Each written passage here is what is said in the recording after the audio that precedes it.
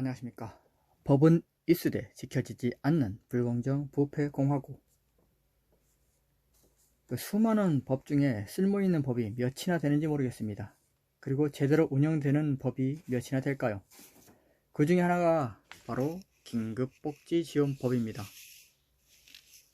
이 법은 생계곤란 등의 위기 상황에 처하여 도움이 필요한 사람을 신속하게 지원함으로써 이들이 위기 상황에서 벗어나 건강하고 인간다운 생활을 하게 함을 목적으로 한다.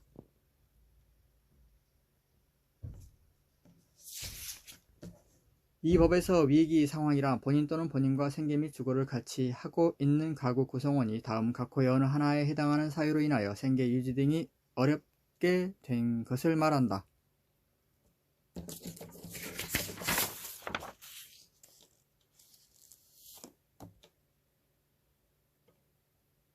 주소득자가 사망, 가출, 행방, 불명, 구금, 시설에 수용되는 등의 사유로 소득을 상실한 경우, 중한 질병 또는 부상을 당한 경우 쭉 이렇게 있습니다. 여기 국가법령정보센터에서 법령을 찾아보실 수 있습니다.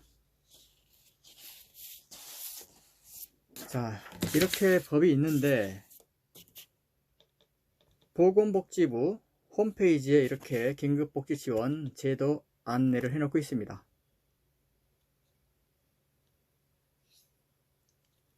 위기 상황에 놓여 생계 유지가 곤란한 저소득 가구의 생계, 의료, 주거 지원 등 필요한 지원을 일시적으로 신속하게 지원하여 위기 상황에서 벗어날 수 있도록 돕는 제도.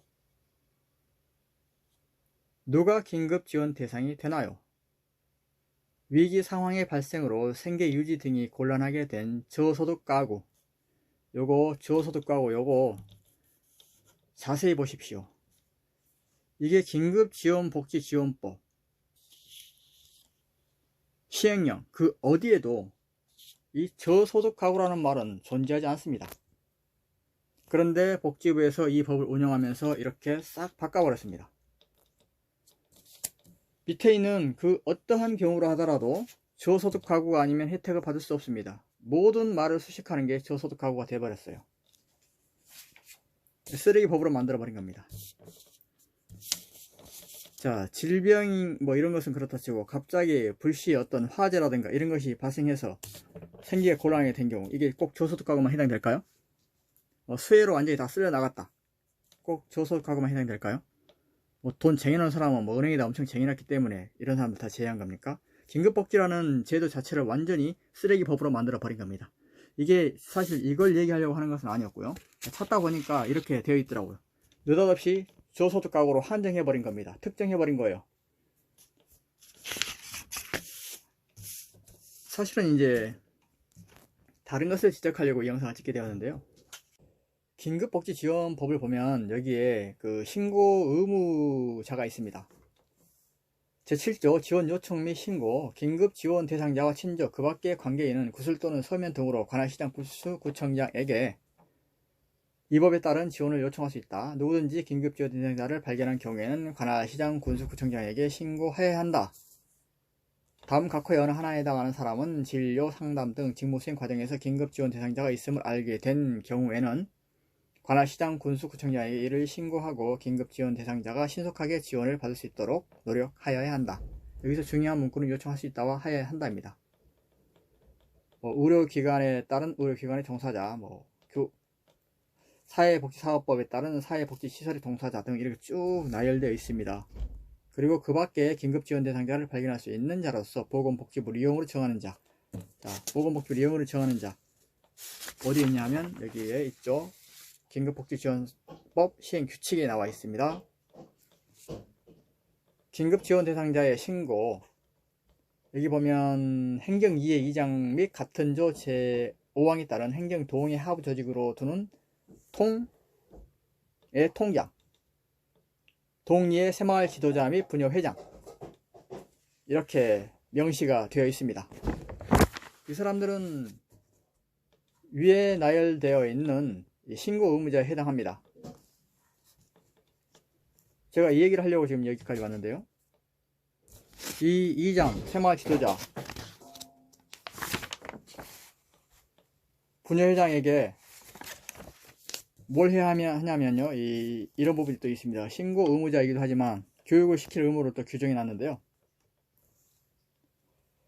관계중앙행정기관의 장은 제3항 각호의 어느 하나에 해당하는 사람의 자격 취득 또는 보수 교육 과정에 긴급 지원 사업의 신고와 관련된 교육 내용을 포함하도록 하여야 하며, 긴급복지 신고 의무자가 소속된 기관, 시설 등의 장은 소속 긴급복지 신고 의무자에게 신고 의무 교육을 실시하고 그 결과를 관계 중앙행정기관의 장에게 제출하여야 한다라고 의무 규정을 두고 있습니다. 아까 말씀드린 이장, 새마을 지도자, 분열회장, 이 사람들이 소속되어 있는 기관의 장, 그 장은 이 신고 의무 교육을 실시하고 그 결과를 관계 중앙행정기관의 장에게 제출해야 합니다.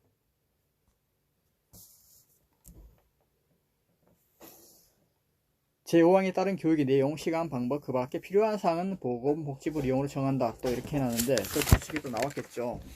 네, 그것까지는 제가 안 찾았습니다만, 일단 중요한 것은 뭐냐면 교육 의무, 신고 의무, 보고 의무 이런 게 다 있는데 이것들을 안 하고 있다라는 것을 얘기하기 위해서 이 영상을 찍게 된 것입니다.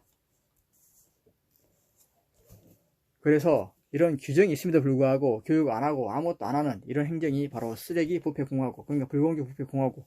법은 있는데 쓰레기 법이에요. 지켜지지 않으니까요. 처벌 규정 없는 것도 쓰레기 법입니다. 왜? 규정만 해놨지 처벌 규정이 없어요. 그럼 그게 뭡니까? 선언에 불과한 것이죠. 아무 쓸모없는 쓰레기 법입니다. 이런 쓰레기 법을 만드는데 우리가 국회가 법을 만들고 이런 법들을 어마어마하게 남발하고 있습니다. 제가 무슨 사고만 있으면 법을 만드는 이 짓거리에 대해서 저 비판을 안 할 수가 없는 게, 뭐 법을 처음 만들면 뭐합니까? 지켜지지 않는데. 뭐 일만 터지면 법 만들어요. 법을 하나로 통일해가지고 뭐 누구를 죽이는 거에 따라서 이 법이 다 틀려요. 또 뭐 여자냐 아니면은 뭐 아동이냐, 노인복지법에 따라서 노인법 따로 주고, 이런 식으로 다 각계 뭐 이렇게 똑같은 그 폭행이라든가 아니 죄에 대해서 이렇게 다로 규율할 겁니까? 규율한들 또 뭐합니까? 그 법을 지키지도 않아요. 적용도 안 하고. 아까 말씀드렸다시피 이 보건복지부에서 이걸 시행하면서 어떻게 바꿔버렸는지 말씀드렸죠. 예, 위기 상황의 발생으로 생계 유지 등이 곤란하게 된 저소득 가구가 아니면 이 긴급복지 지원 제도를 자체를 이용할 수가 없습니다. 그러니까 긴급복지 지원법이 쓰레기법이 되어버린 것이죠. 자, 있으나 마나 쓰레기법에 대해서 말씀드렸습니다. 다음 영상에서 뵙겠습니다. 항상 건강하시고 행복하시기를 바랍니다. 감사합니다.